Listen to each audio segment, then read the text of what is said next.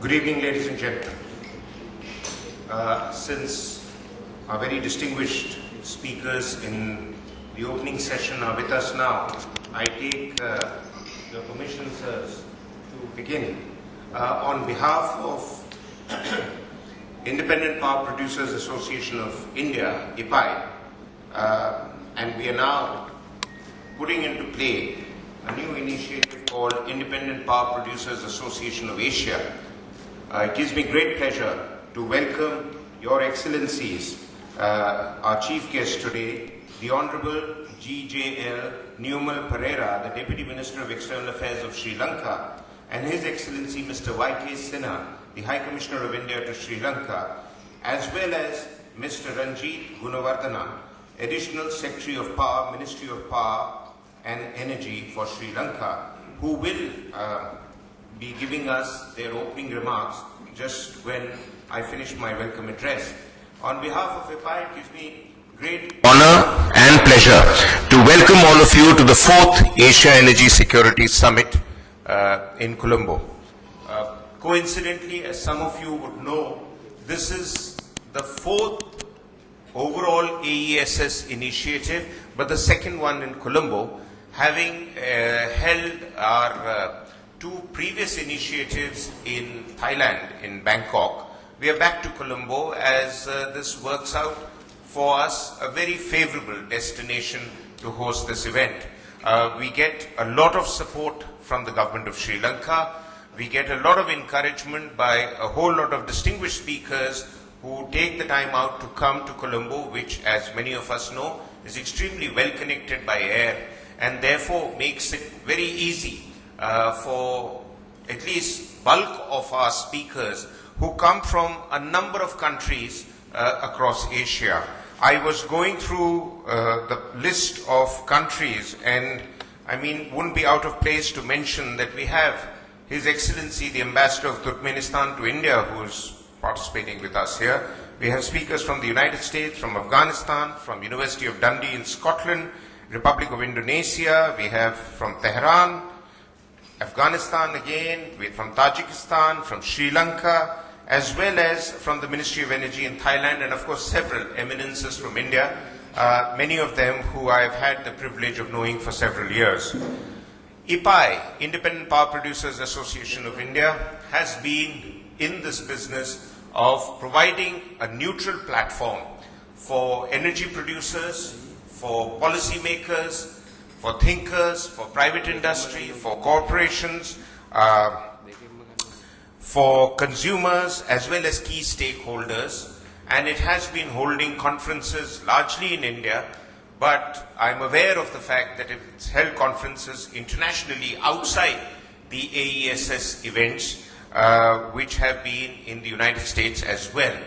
IPAI was set up about 10 years ago to examine and explore the number of ideas that are important for us to move forward in the space of energy and energy cooperation, as well as look at new challenges that keep emerging, such as many of us know, that the shale gas revolution, which is now becoming the talk of energy circuits, as well as the impact it will have on energy prices and the shifts in demand and supply patterns all over the world.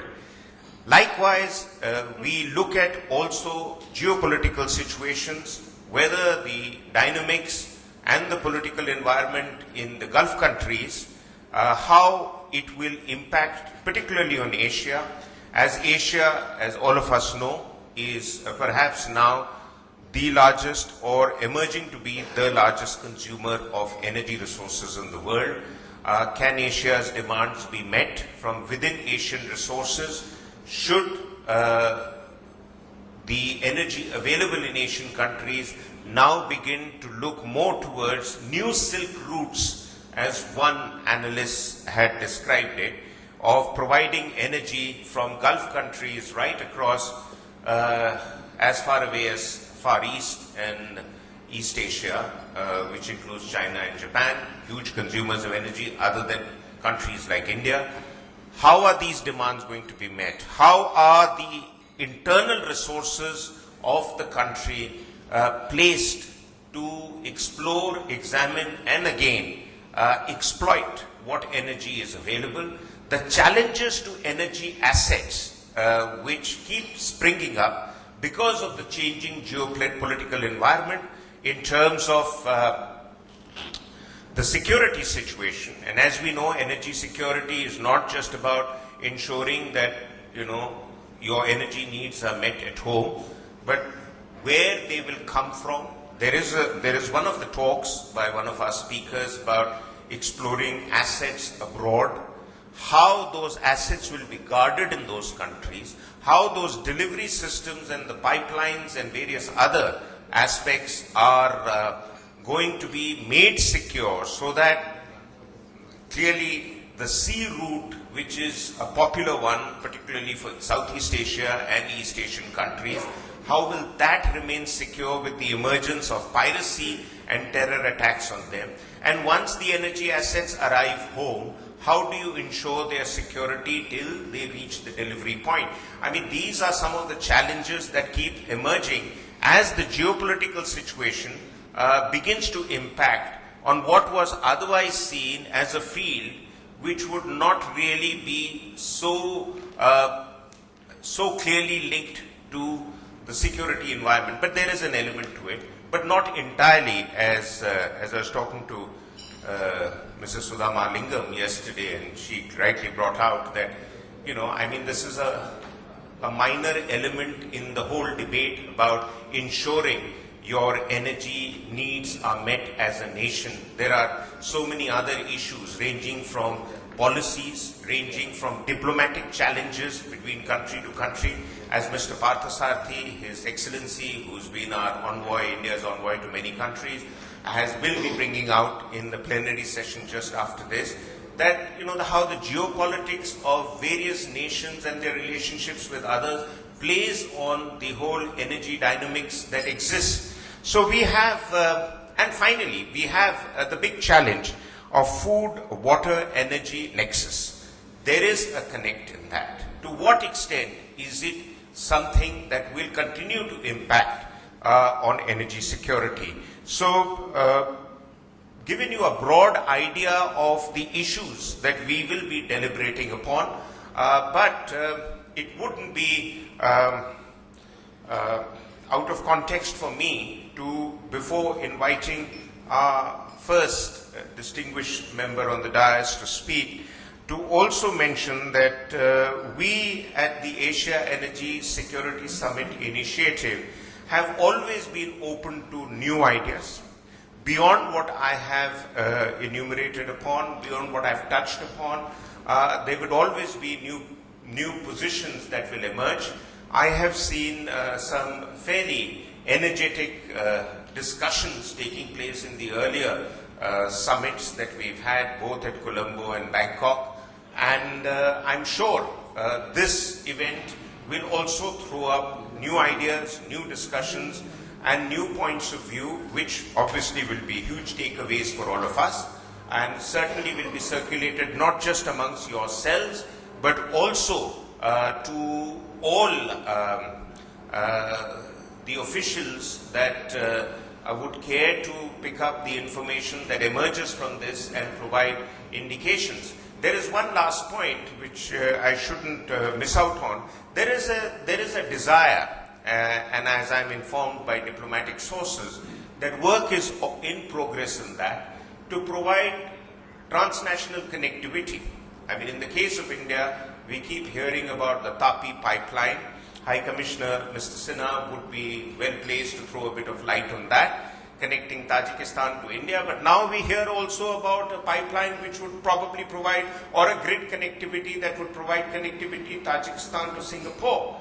And I remember in the first conference that was held here, which I was lucky also to attend, there was fairly interested opinion that was doing the rounds about what about grid connectivity between southern India and Sri Lanka, and making South Asia at least one composite grid connected entity.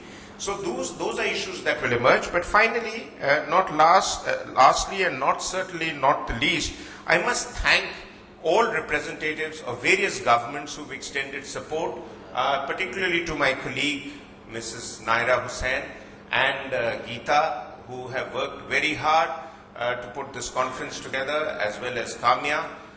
They have been really the pillars behind this initiative. I'm just the face of IPAI in a way, standing in for Mr. Harry Hall, the Director General of IPAI, who conveys his sincere apologies to all of you for his late arrival. His flight is not being able to land because there is a limitation until 5:30 for flights to land at the airport today.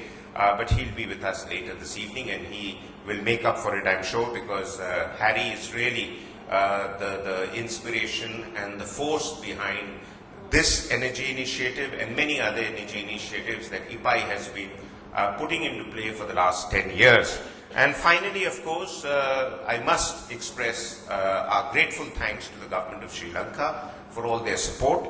And without further delay now, let me invite the Honorable Mr. G.J.L. Newmal Pereira, the Deputy Minister of External Affairs of the government of Sri Lanka, to please come and address the gathering. Thank you.